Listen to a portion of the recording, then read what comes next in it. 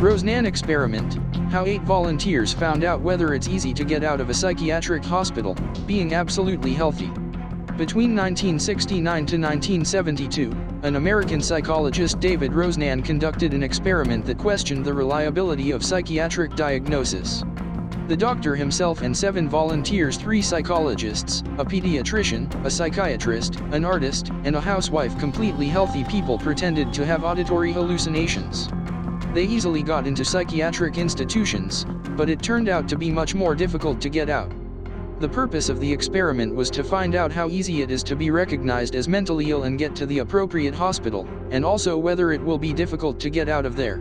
Rosenan assembled a group of 8 people, and each of them pretended to hear voices in his head that repeated 3 words: empty, hollow, and knock.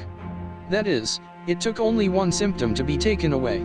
Rosenkhan was afraid that they would be quickly dealt with already in the hospital and the medical staff would immediately realize that they were pretending. However, his fear was far from the reality of what they had to endure. None of the medical staff and doctors noticed that the patients received simulated their symptoms.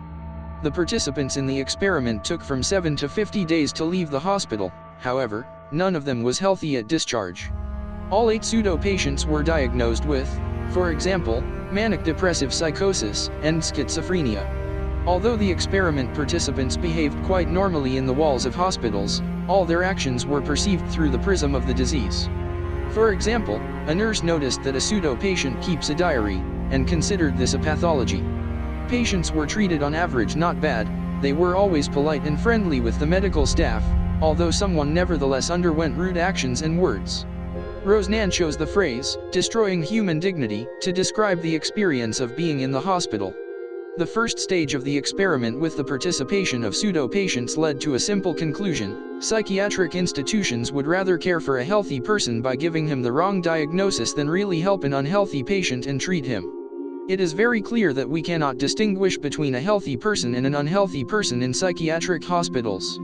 The second stage of the experiment was that several pseudo-patients will try to get into a well-known hospital with a good reputation for 3 months, again simulating the symptoms. Hospital workers were warned in advance and familiarized with the result of the first stage of the experiment.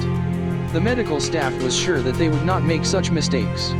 As a result, out of 193 patients received, 41 were considered to be simulators, and 42 were only suspected of simulation. Only Rosenan did not send a single pseudo-patient to them at all. So all the simulators were actually sick, but the doctors could not recognize this.